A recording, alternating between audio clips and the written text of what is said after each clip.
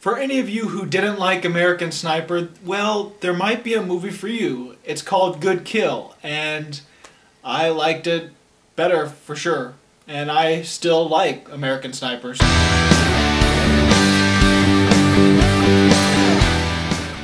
So Good Kill is a modern war movie that you may or may not have heard of. It stars Ethan Hawke, and it has a supporting cast of names like Zoe Kravitz, Bruce Greenwood, and January Jones. In Good Kill, Ethan Hawke plays this fighter pilot that is no longer flying during war. Instead, he's been reassigned to operate unmanned drones. So while being in the safety of Nevada, he is able to control this unmanned aircraft that drops bombs on terrorists. Or at least sometimes suspected terrorists, while other times it definitely is confirmed.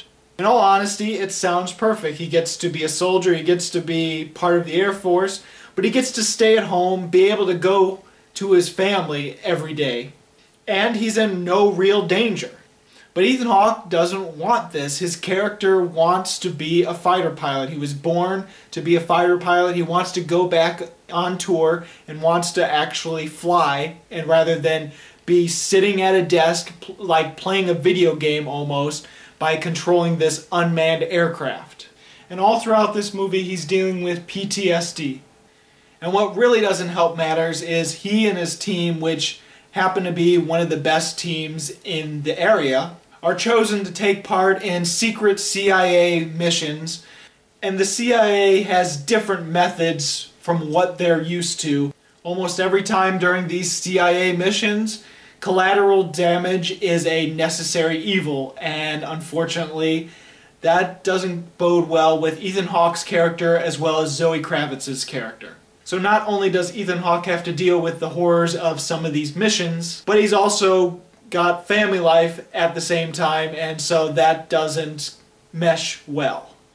For one, I have to say Good Kill is incredibly acted, especially from Ethan Hawke, Zoe Kravitz, January Jones, and Bruce Greenwood. All four of them are great, but I would argue that Ethan Hawke is the best with Zoe Kravitz as a close second. I think Jake Abel does a good job as well, but he plays your stereotypical, very stubborn jackass. Now unfortunately, when it comes to reviewing Good Kill, you can't help but think American Sniper, and you can't help but compare the two, so ultimately that's what I'm going to do in this review. Now if you're a person that's looking for a straight up action war movie and don't necessarily care too much about the drama, then you're probably not going to like Good Kill. Good Kill does have some suspenseful moments, it does have some action moments, but the action moments do feel detached because the fact is he's a pilot for an unmanned drone, so he's all the way across to a different country, so there is a necessary detachment for the action sequences.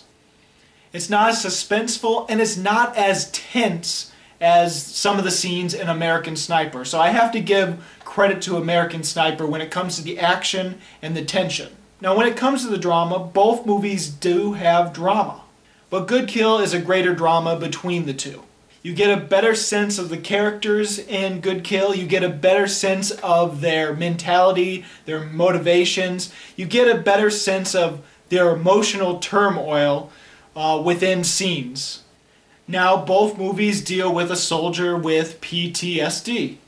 As far as American Sniper goes, it's a little bit more subtle and could easily be missed because it feels like the character has reasons to keep going back to war. It feels like there's always an unfinished business, and you can buy into that and not realize it's PTSD.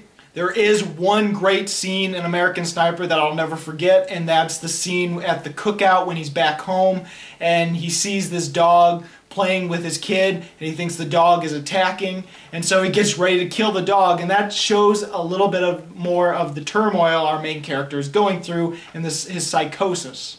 But as far as that goes, the PTSD is pretty much brushed aside throughout American Sniper to the point where it doesn't feel like he's going through it. But with Good Kill, you get a better sense of our main character's psychosis, you get a better sense of just what's going on in his head. Now, one of the things that could be a turnoff for Good Kill is that it does have a very clear political message in the film. It deals with collateral damage and whether it's justified for killing one terrorist.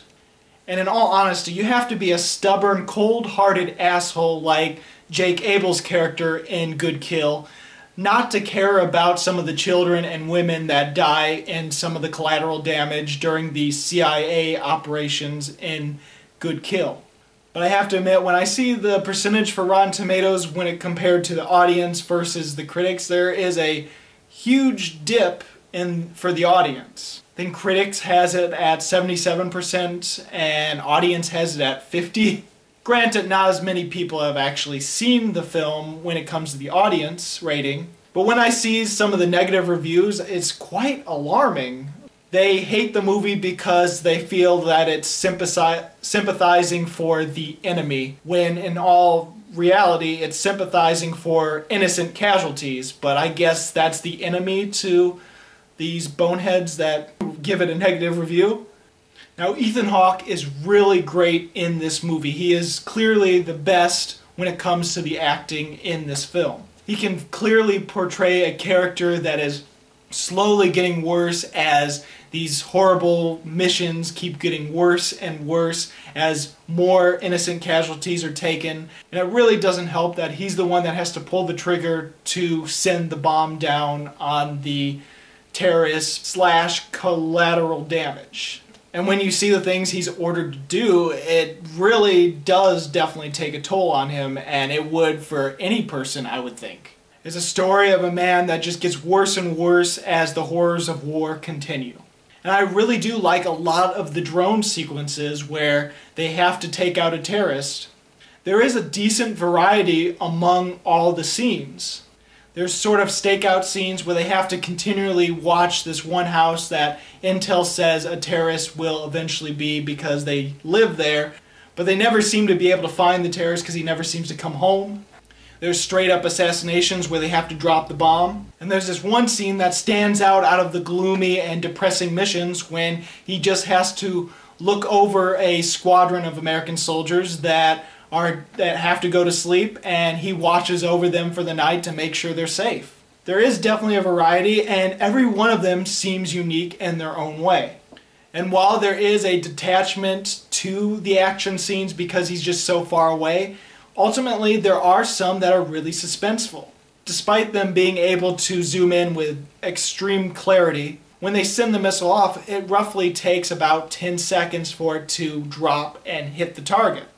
So sometimes during those 10 seconds, they're just waiting for the bomb, and you just hope that no innocent people pass by and end up being in the blast radius when the bomb actually hits. And so there's this one scene where they drop this missile, and just as they push the trigger, suddenly these two kids on bikes just start riding down in the middle of the path of this terrorist group. And the whole time we're just thinking, oh my god, just hurry up, get out of the way, you got like freaking 10 seconds. Like I said, it's roughly 10 seconds, so sometimes it's not even 10 seconds, sometimes it's like 6 seconds. And while I'm not going to give away the ending, I highly enjoyed the ending. The last scene was memorable, it was intense, and I just loved it. And so I'm going to give Good Kill 4 stars. Yeah, I went down on American Sniper. My review of American Sniper has at 4.5, but I've changed my mind and it's more of a 4 now. And so Good Kill is 4, but I do think it's slightly better. So have you seen Good Kill? What did you think about it? Go ahead and comment. What are your thoughts? I'm interested. If you haven't seen Good Kill, what is your favorite war movie? As always, this is Bruce Gifford, and this was Just My Opinion.